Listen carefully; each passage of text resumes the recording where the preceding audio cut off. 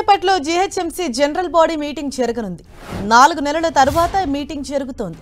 ఈసారి council meeting వాడివేడిగా జరిగే chance ఉంది.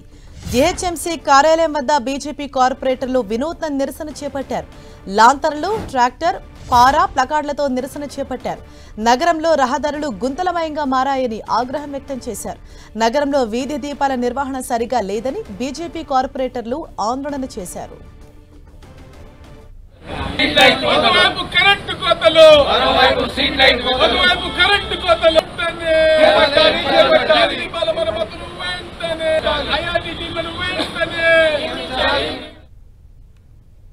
ఇదే విషయంపై మరింత సమాచారంతో మా ప్రతినిధి రాముడు మనకు అందుబాటులో ఉన్నారు. రాముడు, ప్రధానంగా ఇవాళ జరగబోయే జీహెచ్ఎంసీ జనరల్ బాడీ మీటింగ్ లో ఏ అంశాలపైన డిస్కస్ చేసుకునే అవకాశం ఉంది? ప్రధానంగా జీహెచ్ఎంసీ జనరల్ బాడీ సమావేశం ఈ రోజు జరగనుంది. 11వ జనరల్ బాడీ సమావేశం. మనం చూడొచ్చు, వినూత్నంగా వీళ్ళందరూ కూడా నిరసనలు తెలియజేస్తున్నటువంటి పరిస్థితి ఉంది. రోడ్లపైన గుంతలకు సంబంధించినటువంటి అంశం, అదేవిధంగా వర్షం వచ్చినప్పుడు జీహెచ్ఎంసీ ఎప్పుడు నిద్రలేచేది అనేది మరొకటి చూడొచ్చు. అధిక ధరలతో ఈసూజీ వాహనాలు కొనుగోలు ఎవరి కోసం అనేది మరొకటి అంశానికి చీకటిలో బస్తీలు మునిగిపోతున్నాయి. జీహెచ్ఎంసీ మాత్రం స్వప్నాల్లో ఉంది అంటూ వాళ్ళందరూ కూడా వాహనాలకు అదేవిధంగా ఈ లాంతర్లు తీసుకొని ఇక్కడికి రావడం జరిగింది. ఎందుకు మీరు ఇంత వినూత్నంగా నిరసన తెలియజేస్తున్నారు? స్ట్రీట్ లైట్సా, లేకపోతే ఏంటి మీరు ప్రాబ్లం ఏం చెప్తున్నారు? నగరంలో అనేక సమస్యలు కొట్టుమిట్టాడుతూ ఉంటే నగరంలో మేయర్ గారు మొద్దు నిద్రపోతా ఉన్నారు. రాష్ట్ర ప్రభుత్వం అసలు పట్టించుకోవట్లేదని చెప్పడం కోసమే మా ఈ యొక్క ప్రయత్నము. గతంలో పూర్వకాలంలో ఏ వెళ్తురు లేనప్పుడు కాగడాలో లేకపోతే ఇటువంటి లాంతర్లో పెట్టుకొని జనాలు ఏ విధంగా పోయేవాళ్ళు, ఈరోజు భాగ్యనగరంలో 20-25వ సంవత్సరం కూడా అటువంటి పరిస్థితి ఉంది. ఎక్కడ కూడా వీధి లైట్లు సరిగా వెలగటం లేదు. దానికి సంబంధించిన నిర్వహణ పూర్తిగా అధ్వానంగా ఉంది. అయినప్పటికీ కూడా మేయర్ గారు దానిపైన సరైన చర్యలు తీసుకోవడంలో పూర్తి స్థాయిలో విఫలమయ్యారు. అదేవిధంగా రోడ్లపైన గుంతలు పడి అనేక సమస్యలు, మరి జనాలు ఎప్పుడు చిన్న చినుకు వర్షం పడితే చాలు కింద పడి చేదో కాలో ఇరిగేటువంటి పరిస్థితి, ఒకవైపు చైన్ స్నాచింగ్ చేస్తున్న పరిస్థితి. మరి ఇన్ని సమస్యలు ఉన్నప్పటికీ కూడా మేయర్ గారు నిద్రపోతున్నారు, ఎందుకు పట్టించుకోవట్లేదు? మరి దీనిపై చర్యలు తీసుకోవాలనే ఉద్దేశంతో మేము మరి ఈ యొక్క కార్యక్రమానికి శ్రీకారం చుట్టడం జరిగింది. ఇప్పటికైనా మేయర్ గారు మీరు కళ్ళు తెరవండి.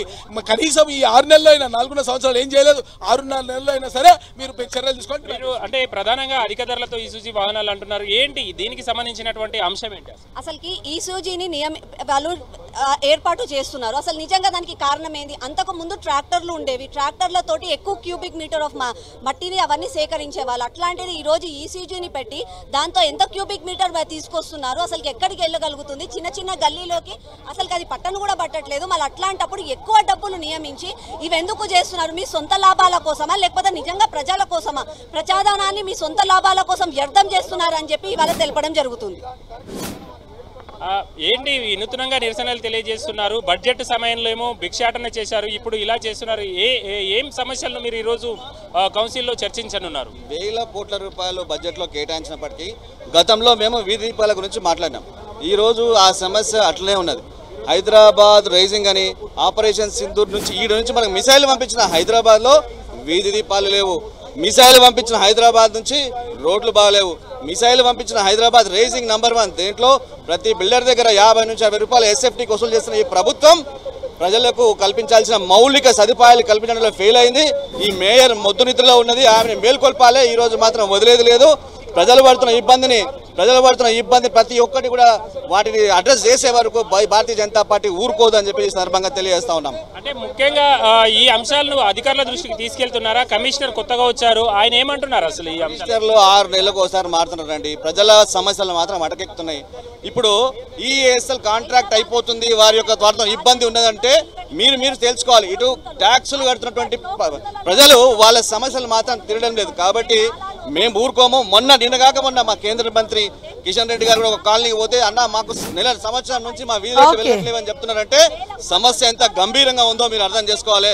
మీరు వెంటనే ఈ సమస్య తీర్చాలని ఈ విధంగా నిరసన మనం చూడొచ్చు. వీళ్ళందరూ కూడా వచ్చి వినూత్నంగా నిరసన తెలియజేస్తున్నారు. మరికొద్ది సేపట్లో కౌన్సిల్ సమావేశం ప్రారంభం కానుంది. దానివల్లనే ఇప్పటి వరకు మిగిలిపోయినటువంటి సమస్యలన్నింటినీ కూడా మేము ఇందులో చర్చిస్తాం, కౌన్సిల్లో అధికారుల దృష్టికి తీసుకొస్తాం, వీటిని పరిష్కరించాలని కూడా వాళ్ళందరూ కూడా డిమాండ్ చేస్తున్నటువంటి పరిస్థితిని మనం ఇక్కడ చూడొచ్చు. థ్యాంక్ యూ రాముడు.